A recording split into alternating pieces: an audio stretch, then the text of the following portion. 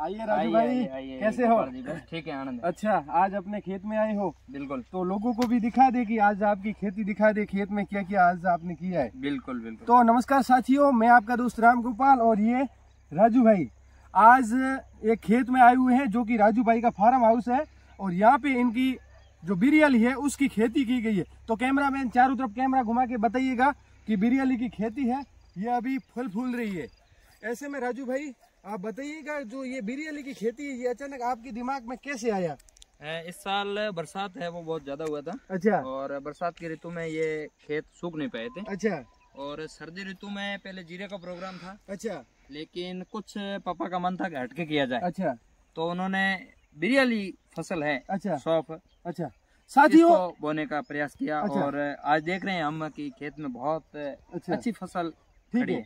साथियों आपको बता दें कि जो ये बिरयाली की खेती है ये बहुत सारे जो अपने शरीर के लिए काम आती है। जैसे कि माना जाए तो गर्मियों में ठंडक के लिए इसका जूस भी बनाया जाता है। हाँ, जूस बना के पीते हैं लोग। कई बार इसको भिगो के रखते हैं और उसके बाद इसको जो ओड़ों के लड्डू आते हैं, अच्छा, उसमें डाल के और बिरयानी को ज्यादातर पिया जाता है। और सर्दी ऋतु में जो भी घर पे लड्डू वगैरह बनाए जाते हैं, अच्छा, उसमें ज्यादा से ज्यादा सौंफ का इस्तेमाल किया जाता है। अच्छा साथियों, आज आपको हम बिरयाली की खेती इसरोल गांव से दिखा रहे हैं। जैसा कि आप देख रहे हो राजू भाई, जो ये बिरयानी की खेती है ये और भी किसान करते हैं इस क्षेत्र में, या आपने पहली बार? इस क्षेत्र में तो कोई नहीं करता है। इसकी ज्यादातर खेती गुजरात में होती है। अच्छा। और जहाँ ट्यूबवेल के पानी ज्यादा है, हाँ, और जहाँ पर जैसे जीरा है, इसबगोल है, ऐसी खेती या ऐसी पैदावार नहीं होती है, अच्छा, वहाँ लोग अरंडी के बाद सरसों के बाद बिरयानी का उपयोग करते हैं।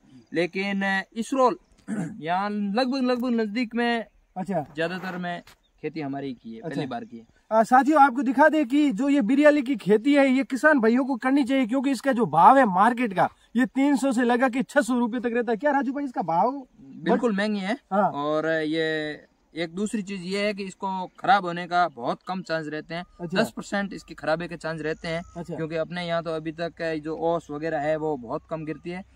दूसरी समस्या इसमें यह होती है कि इसको पकने में बहुत समय लगता है। अच्छा। ये गर्मियों के दिनों में पक करके तैयार होगी। अच्छा।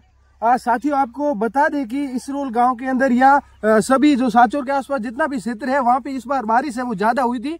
ऐसे में यहाँ पे दूसरी फसल नहीं की गई क्योंकि जमीन है उसमें नमी ज्यादा थी। तो ऐसे में बिरयाली की है, बिना पानी इसमें डाले ये बिरयाली की खेती पक के तैयार हुई। क्या कहोगे राजू भाई? हाँ बिल्कुल, इसमें हमने न तो किसी प्रकार का कोई एफसोड जो खाद होते हैं वो डाले हैं, और नहीं इसमें किसी भी प्रकार का कोई अलग से पानी दिया है। अच्छा। ये सिर्फ बरसात के पानी के बाद जमीन जो ही सूख करके तैयार हुई थी, अच्छा, उसके बाद इसकी जुताई कर दी गई थी और जो ही मौसम आया तो इसमें बिरयाली की खेती लगा दी गई है। अच्छा। और जो मार्केट रेट में जो भी बिरयाली आएगी, अच्छा, उससे कुछ भाव इसके हटके आएंगे, क्योंकि इसमें किसी भी प्रकार का कोई केमिकल्स यूज नहीं है। अच्छा। बिल्कुल नेचुरलिटी है। अच्छा। और देखा जाए तो पौधे भी जिस हिसाब तैयार हुए हैं, इस हिसाब से निकलने का भी बहुत बड़ा अनुमान है कि जिस तरीके से ये 4 या 5 बोरी बीघे में होनी चाहिए वो यहाँ इस पौधों के अनुसार 10 से 12 बोरी यानी डबल निकलने का अनुमान लगाया जा रहा है। लेकिन राजू भाई खरगोश का प्रकोप इसके प्रति बहुत ही ज्यादा होता है, यानी खरगोश के और इसके मिलान बहुत ज्यादा हो जाता है। ऐसे में थोड़ा किसान को मेहनत करनी पड़ती है।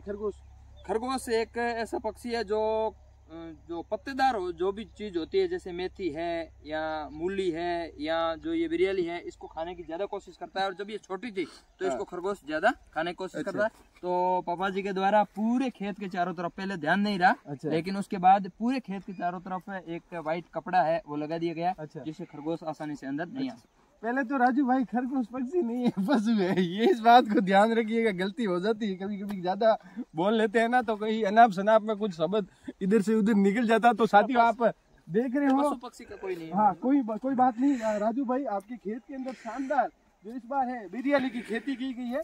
किसान भाइयों आपको भी बिरयाली की खेती करनी चाहिए, क्योंकि आज के जमाने में कुछ हटके किसान अगर खेती करता है तो उसका जो मुनाफा है बहुत ही ज्यादा होता है। ऐसे में यहाँ पे बाबूलाल जी, इनके पिताजी है, उन्होंने हटके जो ये खेती की है, तो बहुत सारे जो लोग हैं आसपास के इसरोल की साइड के वो यहाँ पे बिरयाली को देखने आते हैं। जिस प्रकार से लाडूराम जानी ने जो है मिर्चों की खेती की, तो मिर्चों की खेती इस बार बहुत ही ज्यादा भाव रहा है, तो बहुत दूर दराज से लोग यहाँ पे आते हैं और मिर्च है वो लेके जाते हैं। इस बार मिर्च की भी खेती यहाँ पे आज मैंने देखी है मामा जी के खेत में मिर्च की खेती है, बहुत शानदार खेती थी और बहुत अच्छी पैदावार हुई है। बरसात बीच में हुई थी, उसकी वजह से के टूट के गिरे हैं। अच्छा, ये एक यानी 50% नहीं तो 30% नुकसान वो थोड़ा लॉस हुआ है। बीच में थोड़ी बारिश भी इतनी है कि पर डे 2 क्विंटल से 2.5 क्विंटल के बीच में मिर्चें 50 रुपए से 45 रुपए के बीच में सेल कर रहे हैं होलसेल में। हाँ, साथियों आपको बता दे कि जो अपने राजस्थान और गुजरात दोनों अलग अलग स्टेट की यहाँ पे